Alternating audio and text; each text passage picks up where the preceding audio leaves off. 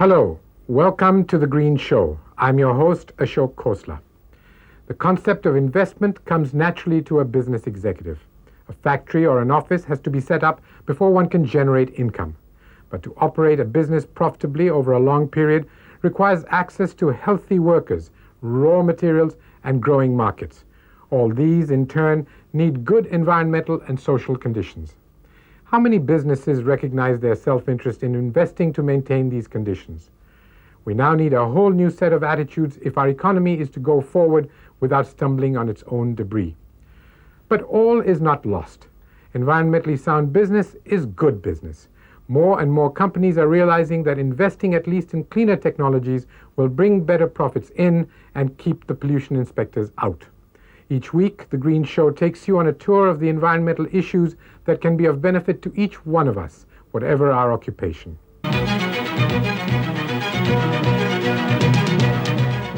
Electricity gives life to our industries. It also sustains agriculture and brings light to millions of homes across the country. But the main fuel to generate thermal power in India is coal, and our coal is not very clean. Thus, our power stations spew out large quantities of fly ash. Although our Environment Protection Act forbids this, power plants throughout the country continue to do so with impunity. The fly ash menace now threatens everyone, and the worst hit are the poor and the powerless. We take you now to these temples of modern India where the prasad is rapidly getting mixed up with the poison.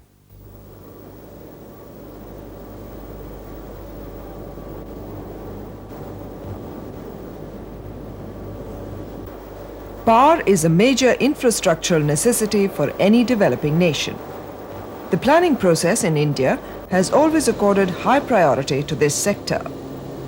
With the easy availability of coal, many super thermal power stations have dominated India's skyline over the past decade. Thermal power generation has taken a giant leap forward,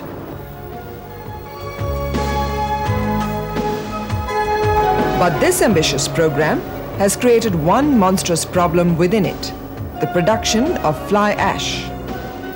Indian coal has an ash content of about 30 to 40%, resulting in a high fly ash production. From the mines, the coal is fed through the coal handling plant to the bunkers where it is stored. Traveling on the conveyor belts, it reaches the pulverizers, where big chunks of coal are crushed into smaller pieces, facilitating combustion in the boilers. The steam produced in the boilers turns the turbines to generate our power. The ash left behind is the heavier and coarse bottom ash, which settles down, and the lighter fly ash is carried along with the flue gases to the chimneys. You see, traditionally fly ash was coming out of the chimneys and therefore was a very significant air pollutant and added to the suspended particulate matter, etc. Now there is a requirement for all power stations to have electrostatic precipitators so that the fly ash is trapped, most of it. But a second sort of an environmental problem has come up, and that is with the disposal of the fly ash. Now, you see, if you dispose the fly ash onto the land, which is very often done, then two sorts of things happen. The upper, drier portions of the fly ash again get swept off by the wind and become pollutants in the wind. But more than that, much of this leaches through the soil and then gets into the groundwater and also pollutes the soil resources around that area. Government policy lays down that all thermal power stations use electrostatic precipitators to trap fly ash. Trapped fly ash is mixed with water to make a slurry and is dumped in ash ponds. The pollution begins here. When the ash pond dries up, the ash flies freely. When the ash pond overflows into an adjoining water reservoir used for drinking and irrigation. When heavy metals seep through the soil layers and reach the water table. With enormous plans for the expansion in thermal power generation in the coming years, the fly ash problem is bound to reach unmanageable proportions. The estimates suggest a doubling of thermal power generation to 80,000 megawatts by the year 2000. Consequently, the fly ash production too would grow from 40 million tons to 130 million tons. A thermal power plant of 420 megawatt capacity, which is the most common size in this country, would produce something of the order of 2,000 tons of ash per day. Indian coal, as you probably know, contains 35% ash, which is quite high. And if we compute at the rate of 2,000 tons of ash being produced per day, then that works out to about 6 lakh tons of ash per year for a 420 megawatt plant. By another calculation, a 1,000 megawatt thermal power plant would produce about 4,000 tons of fly ash per day, enough to fill a football field up to a height of 10 feet in a week's time. The acute fly ash pollution problem is best illustrated by the example of Molad Band village adjoining the Badarpur power station near Delhi. The Badarpur station produces power for Delhi and fly ash for Molad Band. The electrostatic precipitators are supposed to trap 99% of the fly ash, but the truth lies in this village. The problem of ash is this: when the wind blows in our direction, the fly ash comes to us. The officers shut the plant when the wind blows in their direction. There are no sprinklers, no nothing. All the problem is ours. Excessive air pollution has resulted in damage to the crops, cattle, and also the people staying here.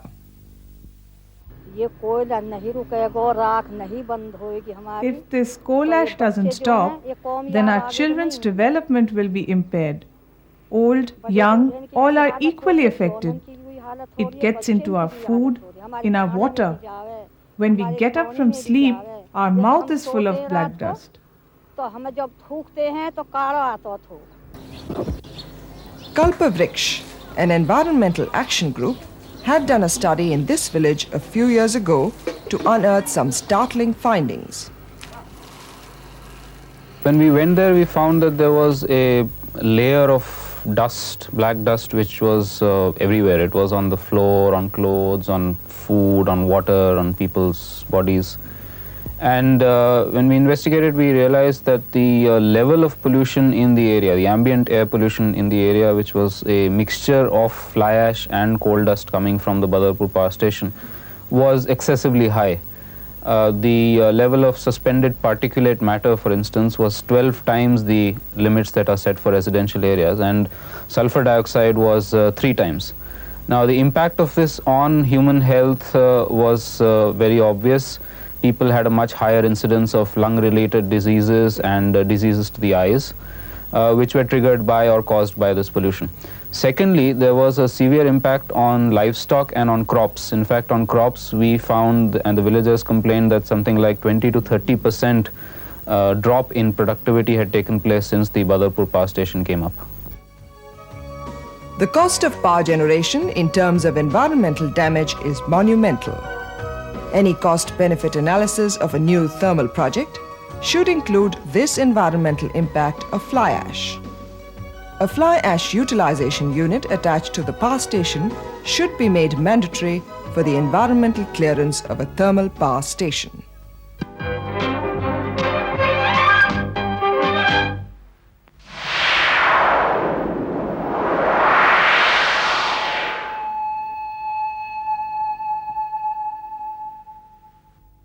It is not only the unscrupulous big industries that can threaten the environment. The largest portion of our country's production And employment, not to mention exports, comes from small and medium enterprises. So does the bulk of the industrial pollution. Small cottage industries and traditional crafts often have neither the expertise nor the finances to treat their emissions and effluents. The spoils of modern commerce can quickly combine with the pollution of old technology to form a lethal mix that threatens the survival of whole communities. We take you now to a village in Khurja, block of UP, to see what can happen.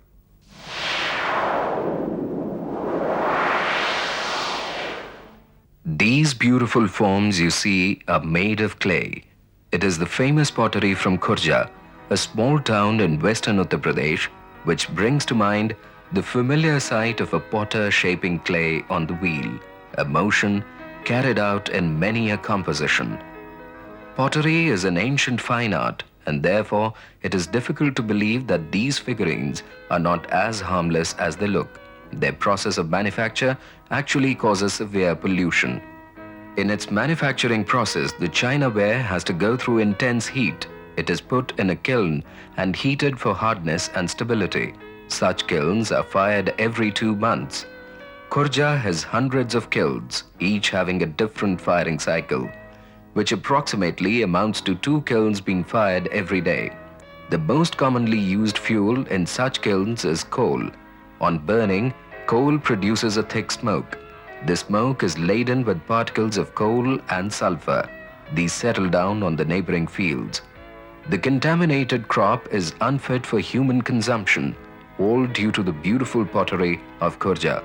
But the pottery development officer does not believe so. Fortunately, the Indian coal contains very less sulfur. So only carbon particles are there, but sulfur dioxide is not there. So it is not harmful. Carbon particles are not really harmful for human health. It is the sulfur dioxide which is harmful, and which is in only small traces. This might be news to our environmental and health activists, but the woes of Khurja residents do not stop at the potter's wheel. An irrigation canal runs through Khurja. This almost stagnant water is a small portion of it. The major part of the year, this canal remains dry, but it's not of much use either when flowing. The water is too polluted to be used for irrigation. फसल में लगाया जाता है तो फसल भी हमारी नष्ट भ्रष्ट हो जाती है। पशु पीते हैं, उनको भी नाना प्रकार के रोग पैदा हो जाते हैं। और हम भी अगर इसमें से निकलना पड़ता है तो हमारे शरीर में खुजाट यानी बीमारी का भय हो जाता है। Rameshwar has to often wade through the canal. His village does not have a bridge over it. The skin on Rameshwar's feet is infected. Villagers feel angry and dejected. The rainy season means further damage. मेरी खेती जितनी भी है नदी के किनारे किनारे आई हुई है। इसमें बरसात का पानी आता है तो गंदा पानी आता है, इसमें फसल नष्ट हो जाए। उस चारे को ढोर खाते हैं तो बीमार होते हैं, मरते हैं, गिरते हैं। कोई इलाज की कोई सुविधा नहीं है, कोई देखने वाला नहीं होता, ना कोई डॉक्टर पैदा है। Let us explore how and why is this canal so polluted. Where does the story of havoc begin? An industrial township, Sikandrabad, is like the beginning of an end. The canal reaches Khurja via Sikandrabad. Like most other industrial townships, Sikandrabad does not bother much for environment. The factories find the canal as the cheapest and the easiest form to disperse their effluents. Fingers point towards a particular paper pulp factory in Sikandrabad. Paper pulp factories are generally major polluters. This company agrees but claims that it is not crossing any limit. We definitely take great care in treating our effluents. As you know, the paper industry does have effluents, but the question is not whether it's less effluents or more effluents. The question is whether you have neutralized effluents. I can say this for a fact that our paper mill at this area treats all the effluents before the effluents are passed into the drain. DSM does treat its effluent. There are large open-air tanks on the roof of its factory.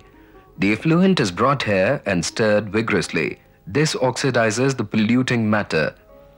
Environmental experts point out something else. They say that this process holds good for industries which discharge less harmful effluents, but it is not effective for distilleries, breweries, and paper pulp factories.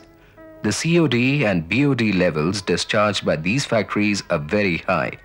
We make sure that the BOD content remains low, so therefore there is enough oxygen in the water before it passes out, and we treat it, according to the norms laid down by the government. The paper mill's COD is quite high. We treat it as much as we can, and we are within the parameters laid down by the government. However, it's not too high, but relatively speaking, it is higher than the rest of the industrial units around that area. However, it would be unfair to put the blame on DSM alone. Other factories must share the blame. What irks the most is that nobody seems to be bothered. The residents of Khurja have time and again gone to the block development officer, but their grievances remain as they were. अभी मालूम करने पर ज्ञात हुआ है कि यहाँ लोग आए थे, तो उन्होंने यहाँ विचार बीडीओ साहब से बातचीत की थी, और उस संबंध में भी कोई लिखा-पढ़ी की बात नहीं हुई, लेकिन कदम बढ़ाने का इरादा है। कई बार शिकायत की मैंने, बीडीसी का प्रस्ताव भिजवाया सन 85 और 87 में लखनऊ, कोई सुनवाई नहीं, सरकार ने कोई इस पर कोई ध्यान नहीं दिया अभी तक। और सरकार जो ये पानी देती है सिंचाई के नाम पे, इसके लिए पैसे भी आपको देने होते हैं? पैसे भी देने पड़ते हैं जबरदस्ती, वैसे अमीन आता है फर्जी लिख ले जाता है काश्तकारों से, और कोई कार्रवाई नहीं होती? कोई कार्रवाई नहीं होती। Khurja in Uttar Pradesh and numerous such townships are falling prey to industrial pollution. Such Khurjas shall continue to exist as long as the administration chooses to turn a blind eye.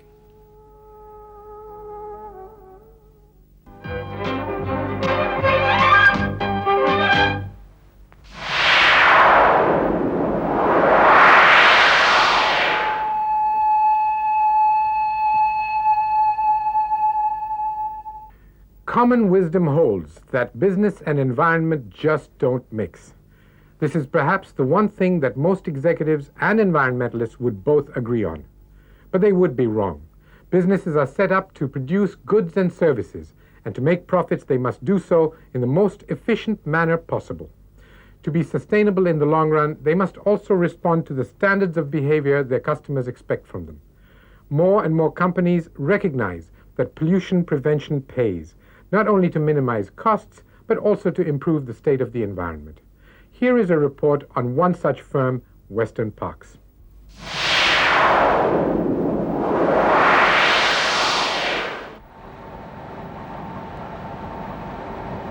The dirty water being collected in this tank will be used to irrigate the fields. It not only looks dirty, but smells bad too. Why then is it being used for irrigation? Won't this be harmful to the crops? Let's explore. This is Varnanagar, a small industrial township in Maharashtra. It has about half a dozen factories run by a cooperative. Among others, there is a sugar mill, a paper pulp factory, and a distillery, all highly polluting. This is the Western Parks Effluent Treatment Plant in Varnanagar.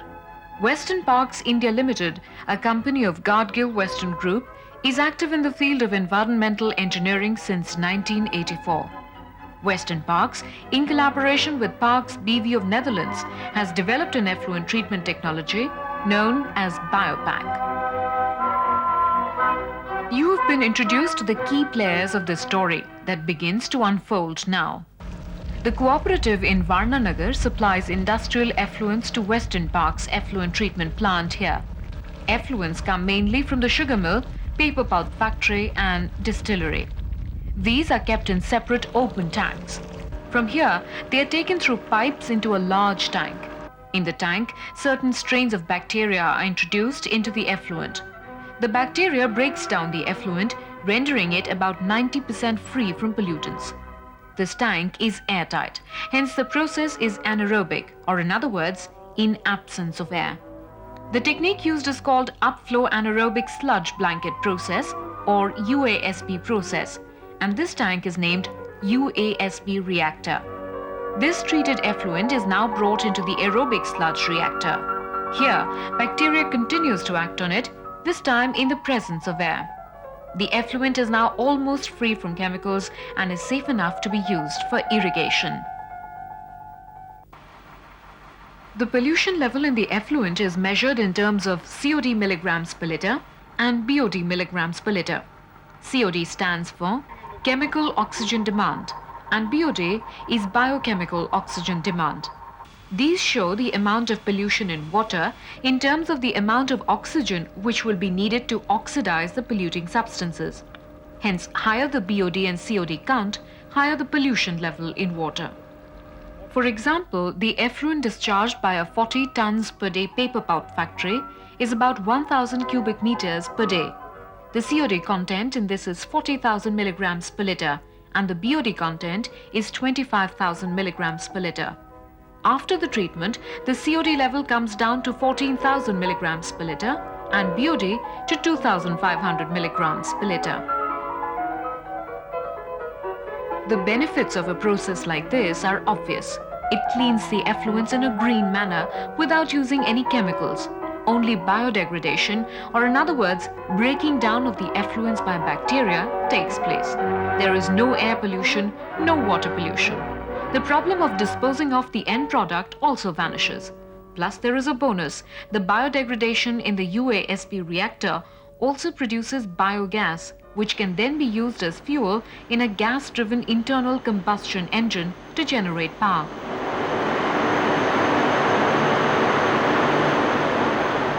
The government came down heavily upon the industry in the last couple of years, particularly after the Bhopal tragedy.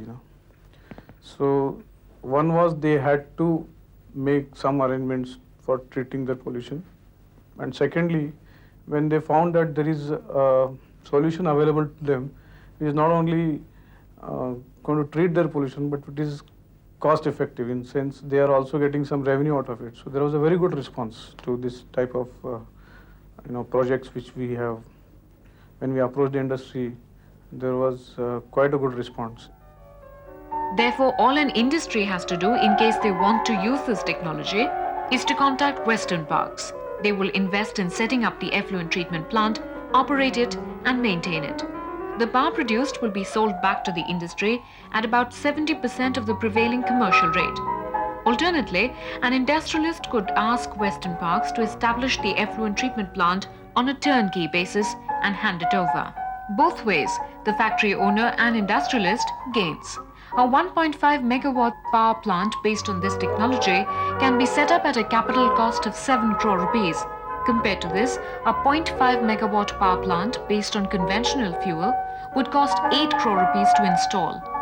1.5 megawatts of power translates to about 75 lakh rupees per year at the current rates. Thus, in a few years' time, the plant starts to pay back its capital cost and eventually pays much more. A power plant based on conventional fuel obviously does not have this benefit. On the contrary, the power bill keeps on adding up. Western Parks is now moving on to a new field. They are offering technology to convert municipal solid waste, MSW, into power and manure. This technology answers two problem areas: energy and environment.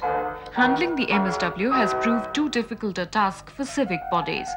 This leads to many environment and health hazards. But now, with the help of this technology, India can generate up to 500 megawatts of power. At the same time, the problem of MSW also finds a ready solution. There's a total elimination of health hazards. We had a case of plague in India some time back. Any such endemic or epidemic diseases which spreads out of garbage can be avoided because it is completely treated with this process. B is it will definitely improve the collection system in city. When I say garbage collection system, and thereby cities can be kept clean. Waste disposal and pollution control no more remains a necessary burden on industry. The scene is changing. Western Parks and other such companies offer technologies which give the businessman what he is always looking for: money. It is a win-win situation for the industrialist. No wonder then that the pollution control industry has grown from 800 crore rupees in 1992-93 to 1200 crore rupees presently, and is all set to touch a staggering 4,000 crore rupee mark by 2080.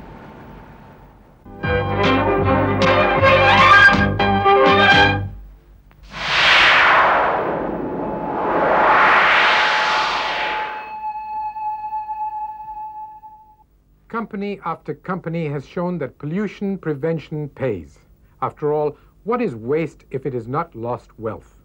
Among other things, cleaner production leads to lower raw material costs, reduced absenteeism, and a better corporate image, all the ingredients of higher profits. But good corporate citizenship goes beyond pollution control and into the community.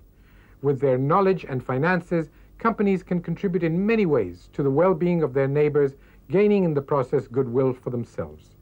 It is our job on The Green Show to explore just how that corporate citizenship can be brought about, not just for the good of the country, but for the good of business.